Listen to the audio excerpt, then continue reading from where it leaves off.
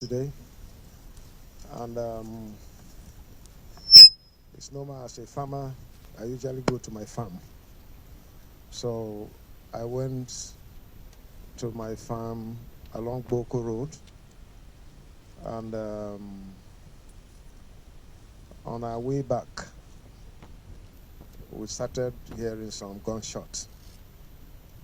We discovered people who were dressed in black, and from our experience, it was very clear that these are Fulani militia men, bandits.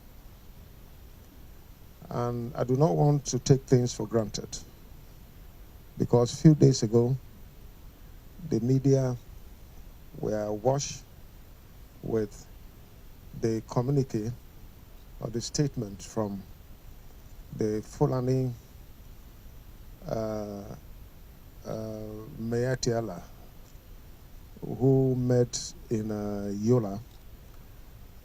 That is where they met in 2006, and decided that they must take Nigeria as their country, and every other person living here must be slave. That was why they started infiltrating the entire country. And they came out with a statement. I was alarmed, singling me out as the only person who is creating problems for the entire Fulani race in this country. It was quite disturbing. And behind the scene, I also heard that in the meeting, I was targeted for elimination. This was the information I got, and they will go after me, whether in my home or in my farm or wherever they get me. And this is not the first time. I had intelligence before that these people said they were going to kill my security aides and then capture me alive and give me gradual killing. But like I always say, my life is in the hands of God. It's not in the hands of any Fulani man or anybody whatsoever. And I still remain firm. I will fight for truth, justice, equity, and fairness till when God permits that I should not be here again. Then I can go. But it's only God that can permit my exit on this earth. Not any Fulani man. I want to say it boldly. They have no right. They will continue to fail just like they did today. I appreciate the security personnel attached to me. They were able to repel them, and they could not have access to me. And thank God for my fitness to have run for more than 1.5 kilometers without stopping. It means that God has given me strength, and I'm grateful to God. And I want to say a quote from Reverend Dr. Martin Luther King Jr., who said, "If peace means keeping my mouth shut in the midst of injustice and evil, I don't want peace. If peace means willingness to be exploited economically, dominated politically, humiliated and segregated, I don't want peace." Martin Luther King Jr. This is what he said. And I stand with him. I'm not going to subject myself to intimidation of anyone whatsoever. I don't have problems with any Fulani man or Fulani race, but I have problems with Fulani bandits who have vowed to take over Nigeria as their ancestral home. And I say no. Not when I'm here and when I am governor leading my state. I'm not concerned about other states. Other states who want to give their land and give themselves to be slaves to these Fulani men, I have no problem with them. But my own state, I have consulted with my people, and what I'm doing is in line with the wish of my people. And that I stand. I have not infringed on anybody's right. My lawyer is here. He's going to extend a petition against the leadership of Fulani herdsmen, or whatever you call them, Meyetiala, because they came out to target me, and behind the scene, they have planned to eliminate me, and I'm seeing that on my own land. If I can't go to the farm as governor with the entire security around me, then who else can go to farm? You can imagine the pains that we have here in Benue State. Thank God for Mr. President, who responded to my letter that anyone with AK-47 should be shot at sight. I'm yet to see that. Let me see it happening in Benue State. I have reported this to the security agencies, and I hope that this will be done, so that the land will be safe for our people to go back to farm and do their work and survive and live their life. Here in Benue State, we're not against Fulani men. We're not against Hausa, Igbo, any tribe, even white people. We are ready to provide land for ranching. That is what the law says. I don't know what this set of Fulani men who come from Niger, from Mali, from Chad, from Senegal, from other parts of the world, they have destroyed Mali completely. Nothing is happening there. They have destroyed Libya. They have destroyed several African countries with their aggression and think that they will come here and destroy Nigeria. I don't know what they mean. We are not against Fulani people who legitimately want to do their business here, including cattle rearing. But you must ranch. That is the law. And we are in a democratic era. And democracy is anchored on the rule of law. I don't know why people will come from somewhere and think that they will not obey the laws of the land. If everybody will take that, if all of us decide to be lawless, if all of us decide to take guns and go after people or our perceived enemies, there will be lawlessness, there will be anarchy. And who knows what will happen? I want to call on Mr. President. I want to call on the security agencies to fish these people out. They are in the forest between Makurdi and Abinti. They are living there, and they are coming out to commit atrocities, evil, rape women, kill our people, maim them, destroy our farmlands, and do all this. And anytime our livestock God go after them, our security agencies go, they run back to the forest, across the river. This is not fair. I'm going to make a petition against the leadership of Meyetiala, because they are responsible for making arrangements to try to eliminate me. But I want to assure them that until God permits, they cannot. They cannot do that, because I have not committed any crime. I have not done any evil against anyone throughout my more than 40 years political experience. I have not injured anyone with a pin, talk less of knife.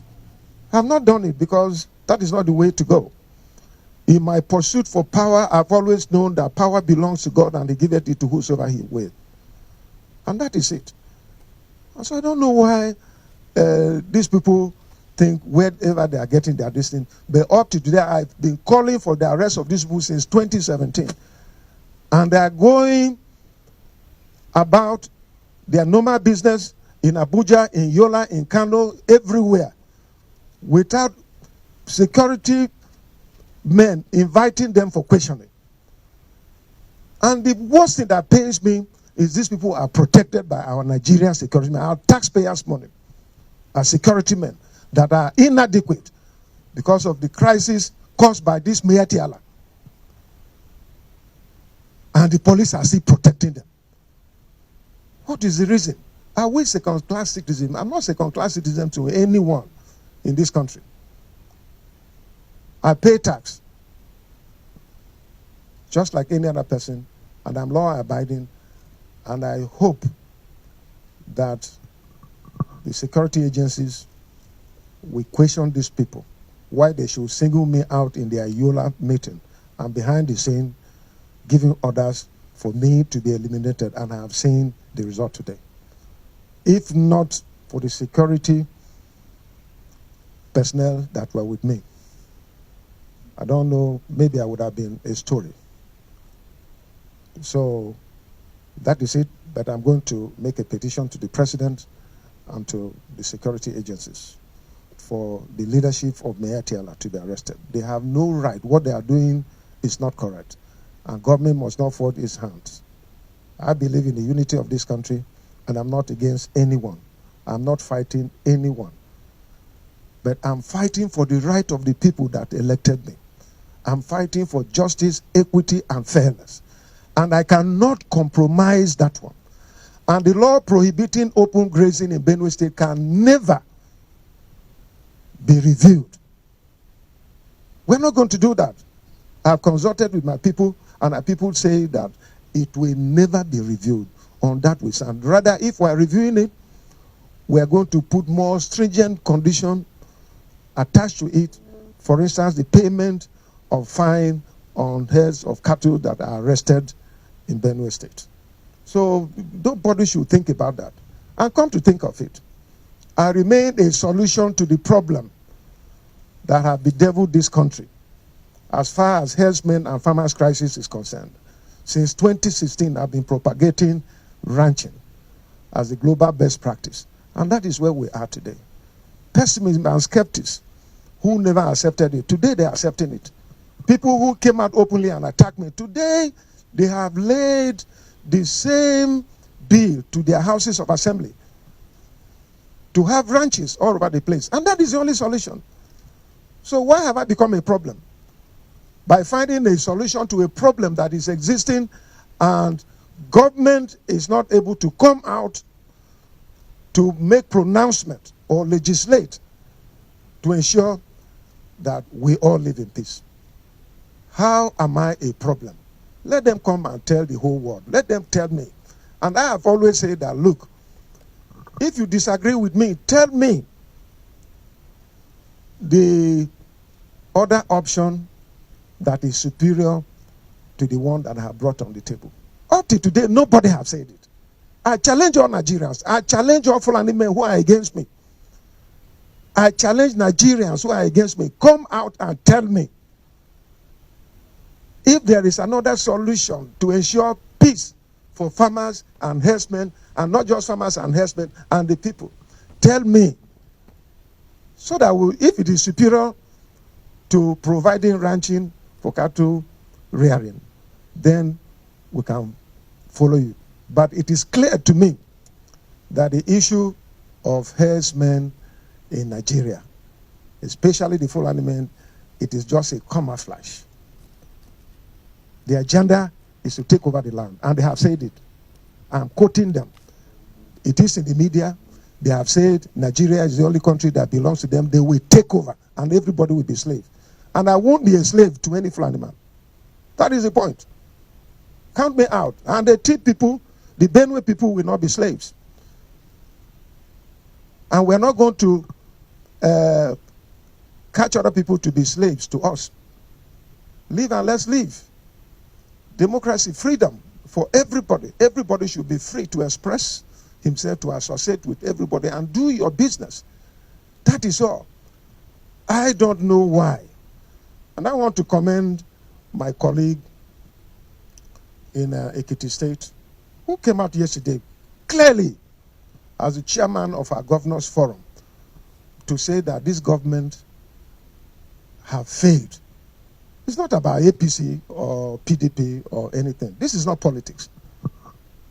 My respect to my chairman, governors forum. That is the truth. The Bible says you shall know the truth and the truth will set you free.